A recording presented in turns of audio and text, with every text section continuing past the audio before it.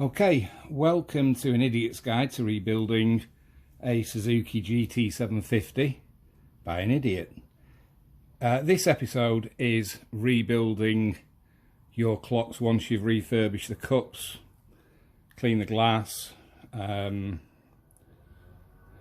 me pull this off gently. I've painted this in Ford Diamond White.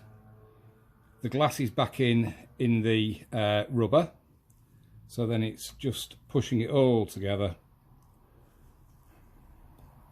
ensuring that that is in the middle of that one. This is a plate that I've had made. Obviously, the big one is for the rev counter and speedo. The small one is for the water temperature gauge.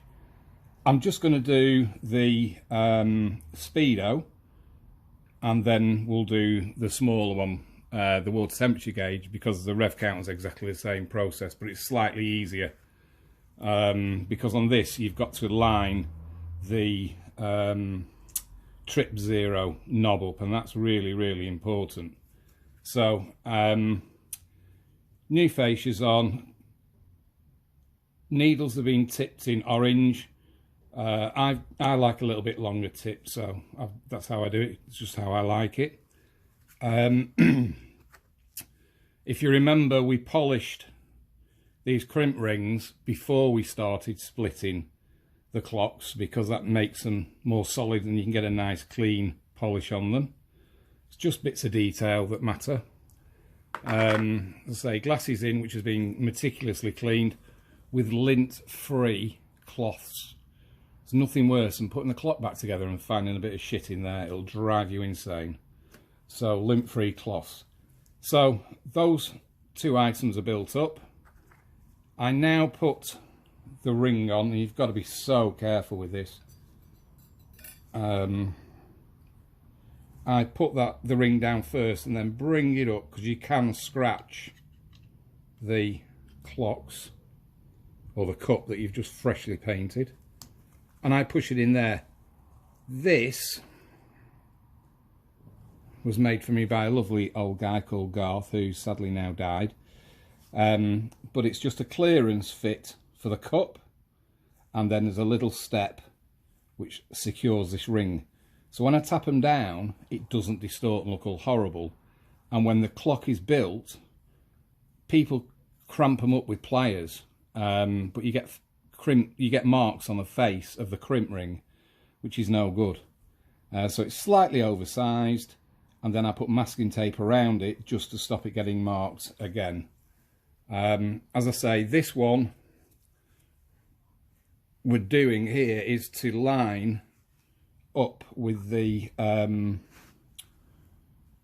speedo, or the trip zeroing knob. So I just flick it over, make sure it's in sight, which I can't see. So what we're going to do is, this is going to be quite difficult because I'm trying to show you how to do it. I wonder what the best way of doing this is. But effectively, I use one of these quick grips, and it pushes it down and holds it all tight. Yeah, it might work there. I might have to move this over. I don't normally do it here. I normally do it on a bench that's a lot harder. So let's just check that you can see that, which you can. If you need to, you can paint the back of this, but you can't see it because there's a nice chrome cover goes on it, so that's great. So all I do now, hammer, and I use a 3/8 extension. And where this is cramping or pulling this down, clamping it down, I'll just tap it over and cramp it there, one there,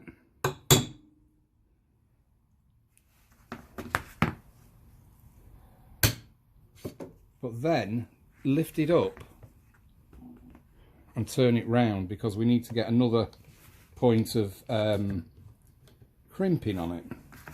So that's two at the moment. If you can see, That's it, just 3. Now that we've got that in place, it's not going to fall out. We can take that off. When you pull this out of here, if it's reasonably tight, which it should be, just lift it up straight. Do not twist it because you'll mark the paint. What this does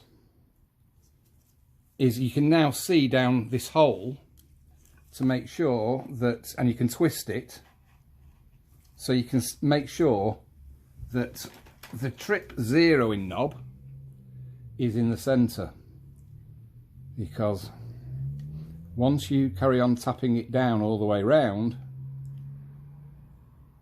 you can't move it. And as you can see from that, it's not in the right place. So because we've only got 3 taps on it, we can move it into the centre. So that goes in the centre, so this rubber can go on it, and it's in the centre of that. So that is pretty good. But you really do need to put this on so you can gauge where it is. The thread is anti-clockwise, it's the opposite of the normal one. So again, we just put that in very gently, push it down, and then we'll just get the clamp back on it. And then we can go round it and just tap it all down. This really isn't hard, but only tap it down within this segment, this third, because that's pushing it down. You want it sealing.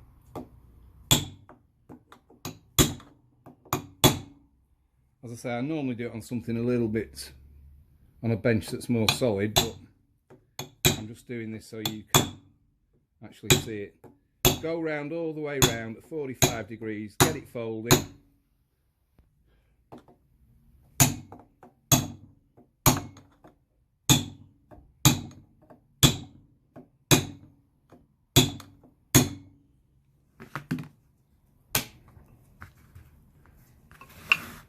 Turn it around.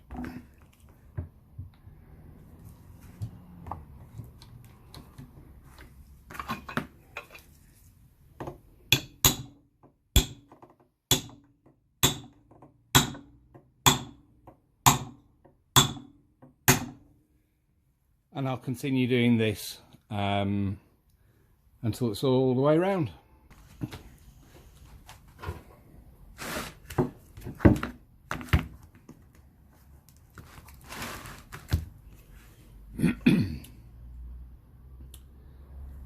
Okay, so that's the speedo put back together.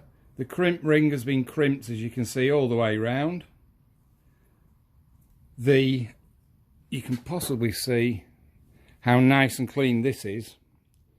There's no marks where you've squeezed it with pliers. And that's because this little recess takes all the impact when you just tap it down. It doesn't require too much tapping down, but I don't know if that's the right way to do it or the wrong way to do it. But like I say in all these videos, it's how I do it, and what a good result.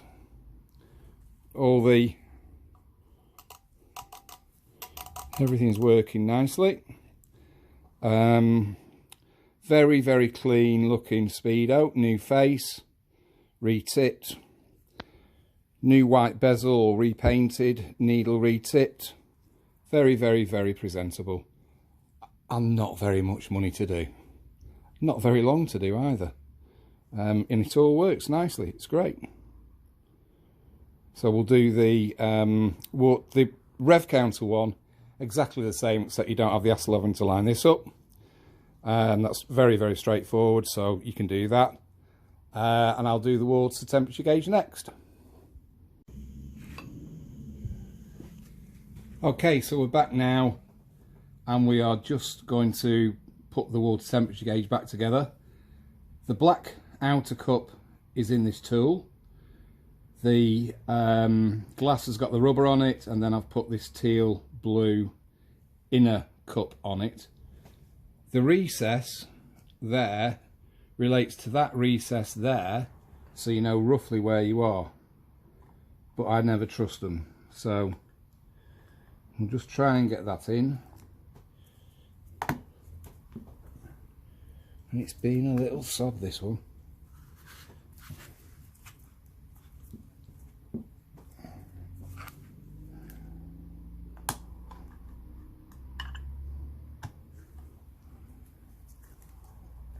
That's it. There we go.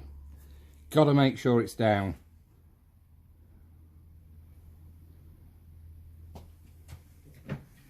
And I need a little screwdriver because that has just twisted away from that cup. That's better.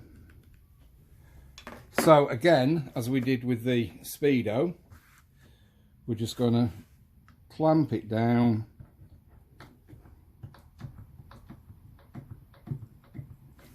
So it's tight, and then just tap it.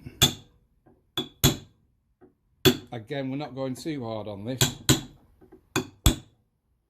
because we want to make sure, which I'll show you in a second, that they're all lined up nicely. So if you can see down there, can you see the writing at the bottom? It says made in Japan. Just there. I always sight that visually. Just have a look, and if it's not right, just twist it. And that's why you don't do it very tightly.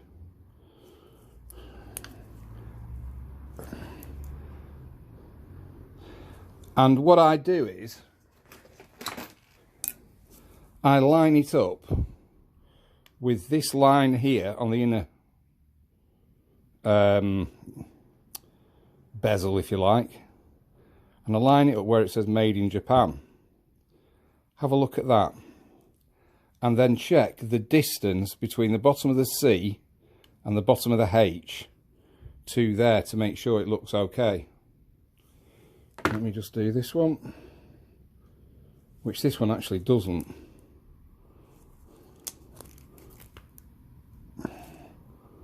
That's better. So once we know that this is correct, we can now just go down and crimp it all down.